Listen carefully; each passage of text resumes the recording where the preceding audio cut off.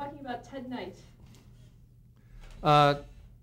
You know, Ted, we always imagined that Ted was a totally down and out actor, which he was not when he came into audition.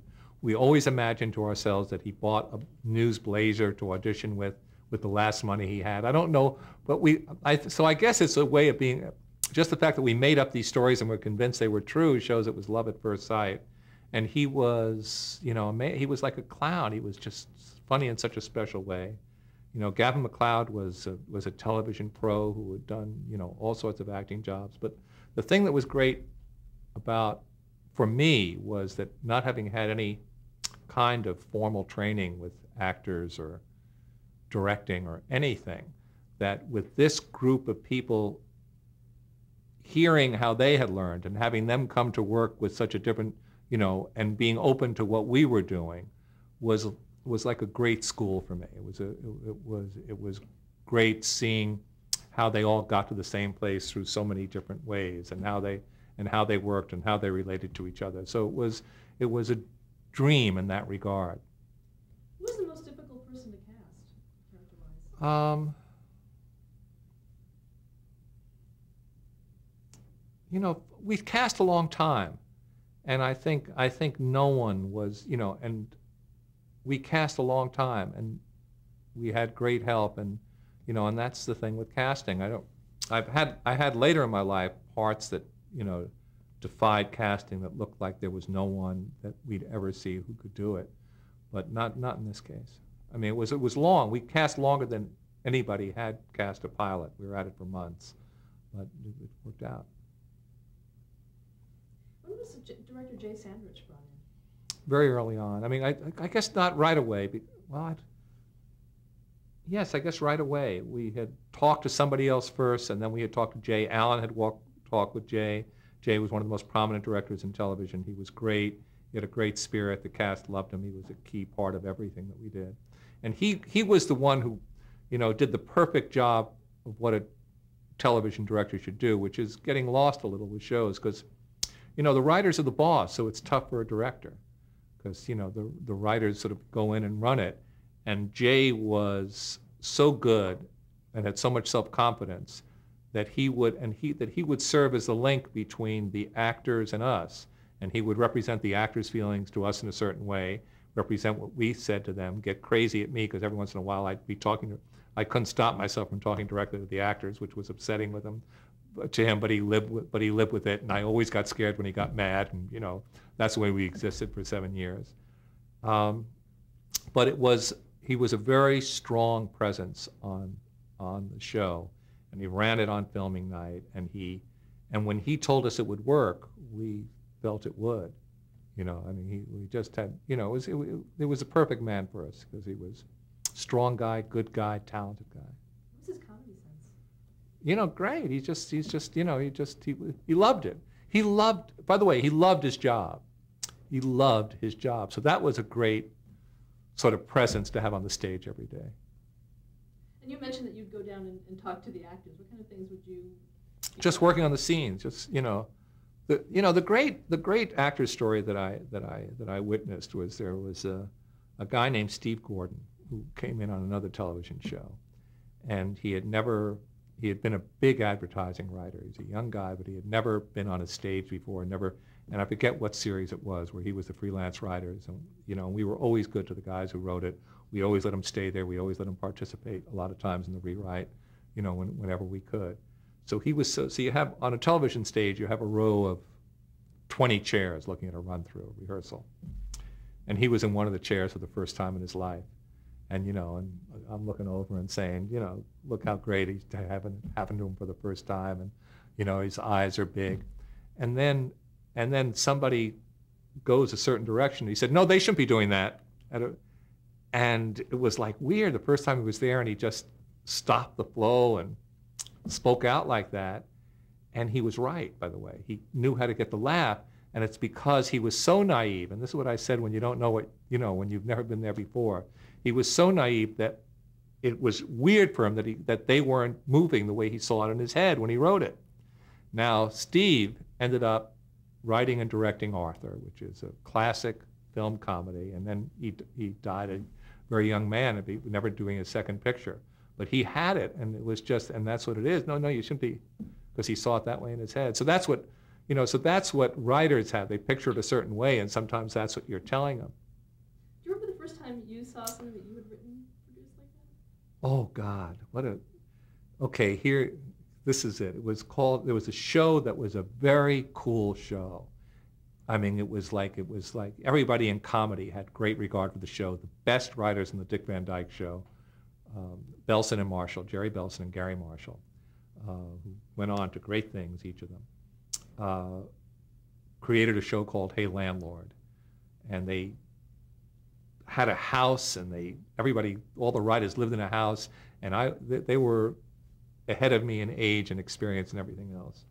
And everybody this was the show that every comedy writer was looking at. And this was a show that, Life magazine called the best. It was just so well written and everything. And I got a chance to write that show, which was enormous. And I hadn't done that much. The people who were on the staff of the show, I just looked at. Everybody was so much cooler than me, so much more sophisticated. Everybody was having these great Hollywood, whatever it was, 60s lifestyle, amazing. And I got an assignment to do a show, and I handed it in, and I forget what the storyline was, but it was, somewhat. They were about two young guys. It was about their dating lives. Sally Field was in the show, or she was in this episode anyway. And I went to see the show. It was the first time I'd ever seen. I mean, I think this was before 222. And I was standing online with the audience, and then somebody said, "Wait a minute, you don't have to stand online. You wrote the show." And they get me in. I was with my sister and my wife. And my sister was an older sister who had helped raise me, and she was great and doting, and so much in my corner. And I'm sitting there, and now that they start to do the show, and first of all, there were two things that happened to me. I hadn't written anything. They had totally rewritten me. And my sister, God bless her, would come over and say, "Did you write that line?" And did you write that line? I couldn't stop it. And I really do believe I had one line in the show. And I had written, I think, a somewhat sensitive half-hour comedy. And I remember there was somebody in a gorilla suit that came in the show. I never let Jerry live it down, Jerry Belson, that he had messed up my work just to somebody in the gorilla suit.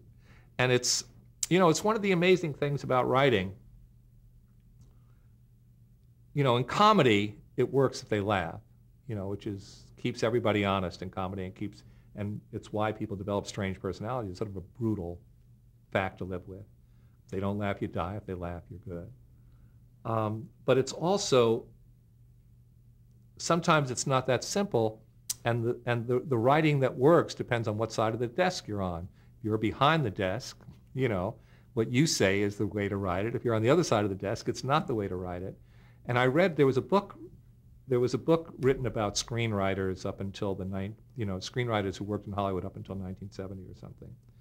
And they had a great, you can't learn the lesson better. Joe Mankiewicz, who wrote All About Eve, great screenwriter, was also a big producer, and he hired F. Scott Fitzgerald, who I mentioned earlier, to do a rewrite. And everything, and I've read everything about Fitzgerald, and everything you sort of get is sort of a man who was supposed to be a novelist who came out here for the money, and it was a pathetic period of his time, and he was drunk and everything. And what I think those stories don't convey finally, from this book, from this nonfiction book, is that they wanted their stuff to work, and they wanted their credit, and they cared about it because they wrote it. So he worked for Mankiewicz, and there was a scene, and they showed F. Scott Fitzgerald's scene, which Mankiewicz had thrown out. And there was a letter from F. Scott Fitzgerald because it had killed him that they threw out his stuff. And then they had the scene that Mankiewicz wrote. And you'll never see the truth more because it was apples and oranges. You couldn't say which was better. They were each terrifically written scenes, but Mankiewicz was the boss. So one guy, hit the bar and just with his agony ramped up, and the other guy went home to, "Hi, honey, I'm home." When you took over as producer, then how did you treat the writers that wrote? We never, Alan and I never took, you get more money if you, oh, it's a brief self-serving story. Alan and I, you get more money when it's your story. We never took story by credit. We never took credit when we totally rewrote somebody. So we always thought that the act of rewriting was painful enough when we had to do it, that we would not add to it by taking their, which was prevalent at the time. And we always tried to include them as much as possible. And it was really a deal to us where we tried to, where writers were welcome. It was just that, it was just very much that way. As producer, what were your day-to-day duties on the Mary Tyler Moore Show? It's just, I don't know how to convey it, but we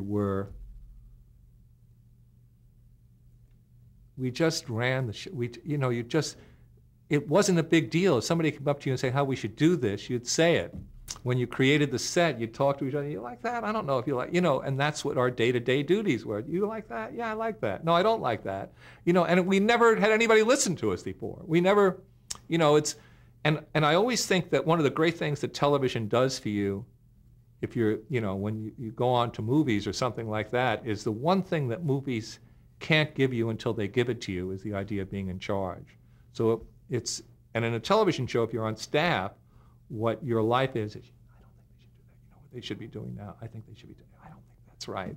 And you just say it to each other. But then when you're in charge of a television show, you say this way, and people do it. You just, and it's sort of, and it happened to us so early in our careers that it just seemed like not a big deal. It was awesome and everything, but we weren't intimidated or inhibited by it or not, so we just kept on making decisions, and people do it, and that's and nothing can quite prepare you for that. Did you have to worry about budgets? Yeah, but you do it. None of this is, somebody comes in and somebody says something, you hire a guy who says something to you, and he says that with the extent of you do that. And remember, when you're doing a multi-camera show, it's the only way you get in trouble financially really is to go overtime, which we did.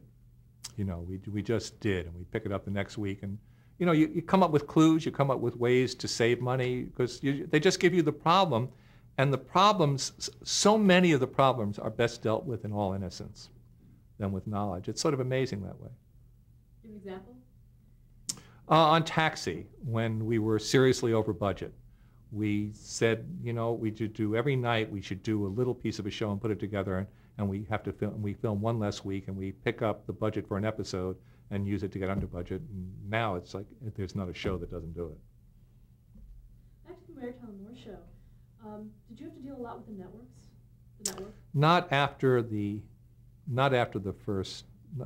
second show on the air. They were rough on us until then. And how involved was Grant? There was a show that we won the Emmy for, Support Your Local Mother, which was again Jewish. There's a theme here, and Nancy Walker played Rhoda's mother, and Alan and I wrote the script, and we sent it to the network, and they told us not to film it. And I came in, and they had a network party for us, and there was a vice president, a big vice president in charge of our show, and he had been at this party. So I came in just as Alan, who I tell you is Mr. Propriety and Mr., I just can't say enough about him. That the big boss vice president said to Alan, "You're not filming that show, I don't like the script." And Alan said, "You insulted my wife at the party the other night." I forget what the guy had done, but he said, "Sir, you insulted my wife." And the guy just, he didn't know what, it was definitely a change of subject he wasn't prepared for. I forget how he had been a jerk. And we spoke to Grant, and then it's who your boss is, and Grant said, "Do the show." Now the network said, "Don't do the show." And they told us not to do the show, and it was like our second or third show. We hadn't been on the air yet. Grant said, "Do the show." We did it, and it won an Emmy. Why do you think there was a stigma for shows being too Jewish? I don't know. I don't know. I mean, it was, we were such an extraordinarily pure white society, I guess, for so long or something. It was, just a different world. Talk about Grant Tinker's involvement? I mean, one of the great things was, even though Mary was so great, having a woman boss early on was great for me. I mean, that show was good in so many ways. Just that you knew the person finally in charge was this woman, which was also unusual. How in charge was she? Well, when she didn't, believe me, it was very velvet, but she, in other words, we existed because she gave us her power. Did you ever fight over anything? We don't, I mean, there were no fights on that show. I mean, Jay sometimes would get upset. I'd say people would get hurt. There were no fights. It was just, at a certain point, Valerie wanted to move on to her own show, and she became, at a certain point when everything was happening, there were moments that were difficulty, but there was a real beauty to our sense of security that affected everybody. I mean, it really is nice when people are secure in their jobs and they're getting patted on the back for it, and it was a very lovely time. Let's talk a little bit about Grant Tinker's involvement in the show. Grant was the perfect boss. He was great. We were so lucky because we worked for people who wanted us to do the job. And we talked to him. He'd come to every show. When he liked a show, we felt wonderful. Everyone who ever worked for Grant at the time worshipped him. I mean, he was, the father you dreamed of, and I think he was just such a classy guy, such a, and in terms of sheltering us, in terms of the way he conducted it. When we did our contract negotiations every year, the contract negotiations always reached a point where Grant. Hi, who's there?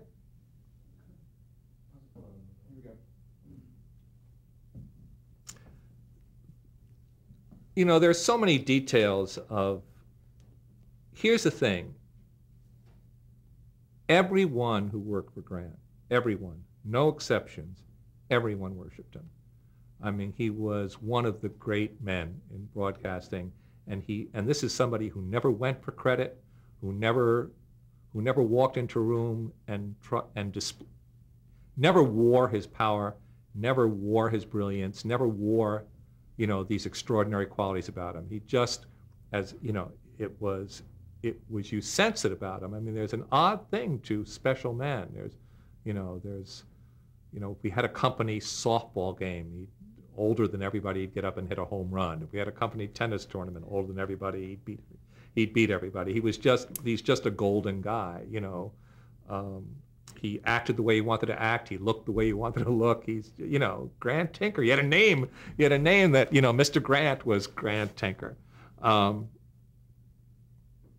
always was.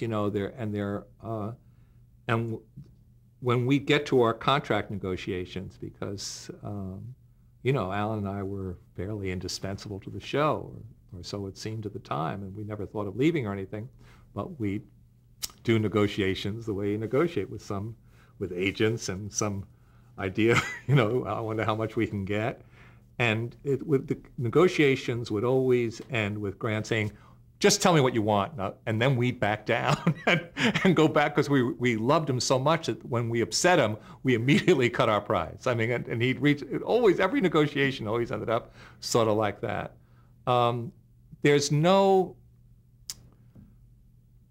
With great pangs, I felt MTM at a certain point, because we had, as I find myself saying over and over again, the innocence of it, the newness of it was so great. And at a certain point, MTM started to grow and grow and have dramatic shows, and it began to be like a company. And I wanted to go home again. I missed the simplicity. I missed the smallness of it. I missed everybody knowing everybody. So, and we're getting all these offers from everybody else.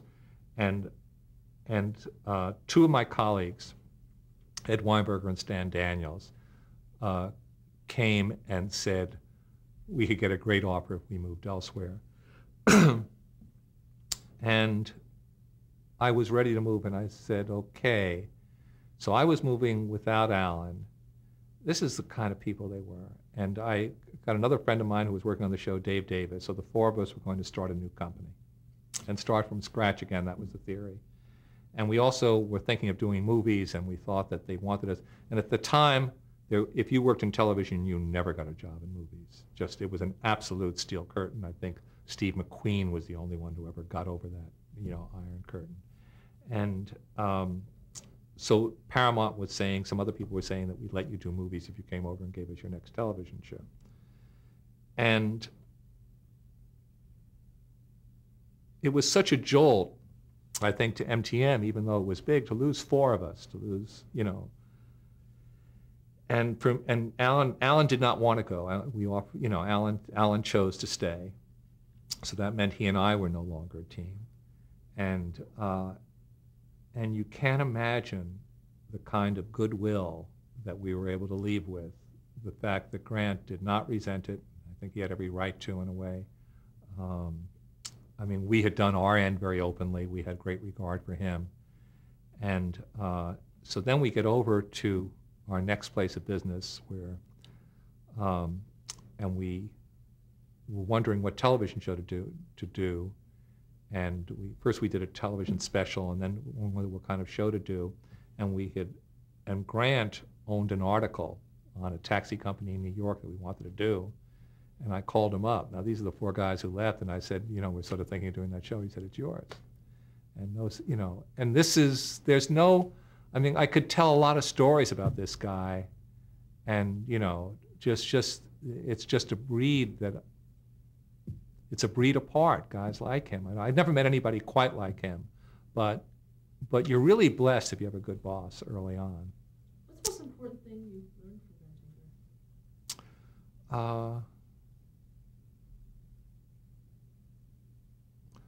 Grant? It's a value system. It's about trying to treat people decently, and that being the obligation. And I'll never do it as good as he did, but you get that it's the thing to do. Back to the Mary Tyler Moore Show. You brought in producers Stan Daniels and Ed Weinberger. Can you talk about what their contribution to the show was? Great. They're great. They're great writers, wonderful writers. Ed came in first. Ed brought in Stan. We read Ed's script. We were always looking for writers, because the first year Alan and I, we either wrote the script or we rewrote it. And it was just a lot to do, and we were looking somehow to ease that. And and Ed's scripts were great, and he had done a great series with Bill Cosby about a teacher that was very well recognized, and he had written for some of the top comics. He's a great writer, and we hired him, and he brought in Stan. What did they And Ed's a great producer. He's as good a producer as he's a writer, which is pretty damn good. And he was, passionate, funny, eccentric, jokes about him, jokes from him. He's colorful. He was an old man the day he was born, and he was an old man who buys the drinks at a bar the day he was born, and he's a colorful guy. So it was a fun spirit. It was a fun spirit, and and it's important that finally what it all boils down to at a certain point is you're sitting in a room with a lot of people, and somebody says something and people laugh, and then if people laugh, you end up saying, okay, put that in. So it's important who's doing the laughing too. It's like who's in the room and how tough their standards are, and So I think we had a great room that we all formed. Who were the other writers? David Lloyd, who's like one of the best writers in television history. I'm going to forget people now, but Lorenzo Music and David Davis. David was also the producer of the show, and everybody cared about it being good. So you always care about it being good, but there's a certain extra ratchet on the caring that it's good that really helps, and Dave Davis had that. Treva Silverman? Treva Silverman was, we needed a woman writer. I had known Treva. Remember I told a story earlier in this, I said, I was a person at the bar, who else here? I'll ask F. Scott Fitzgerald. That's how I met Treva Silverman. At a piano bar in New York. We talked about F. Scott Fitzgerald all night. We became great friends. It was before I dreamed of being a writer. I was working in news. She became a comedy writer. She worked on The Monkey. She was the most glamorous friend I had because she was getting show business jobs. And she had worked on Room 222 because we were friends. She was, very specific brilliant, different voice, and her voice worked in our show.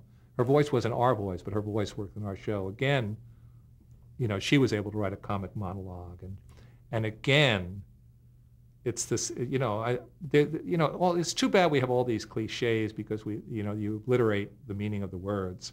Because when people talk about somebody with passion, it really is ho-hum. It doesn't mean anything as it goes by. Somebody being passionate, somebody with passion. It's a word. But what I'm talking is caring past the point where people who care. You know, just there's over that horizon, you know, edging towards I'll die if it doesn't work. You know, and that adds something. That really adds something. That everything I am, everything I'm about right now is worthless unless that joke works or that show works. You know, so it's sort of like a kind of blissful insanity that really helps produce good work, I think. And was there a writer's room? I think it was Alan's office. Alan had a huge office, and we always worked in there. Where did you get the inspiration for your stories? You know, that's the great thing about, you know, something happens to anybody and it's on television 3 weeks later. I mean, that's what's great. You remember something. I mean, one of our famous Mary Tyler Moore episodes came from my mother and aunt breaking up at a funeral. And they just laughing at funerals, and that became Chuckles the Clown, which is, you know, legendary show now. What was the original story in terms of your mother and your aunt? They always made each other laugh. They were at a funeral for somebody that they were not that close with, and they got the giggles, and it was, you know, and they not only did they get the giggles, they got the giggles about getting the giggles, and they got the giggles on the way to the lot when they were leaving because they got the giggles, and you know, it was a famous family story. Any more like that made onto the show? I mean, everything.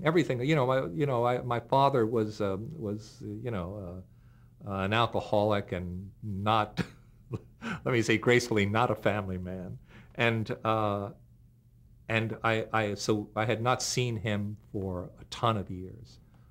He had, you know, my mother raised us. He had left the house, and I was working at CBS, and we got a call that he was deathly ill. And my sister and I went over to a hospital in New Jersey, and we saw this horribly old man, you know, just in a bed in agony. And I went over to him and just said, "Daddy," and it wasn't him. I had forgotten what he looked like, and my real father was doing fine in the room next door. And there were 2 television shows we did about that. Okay, we're going to stop there and change the tape.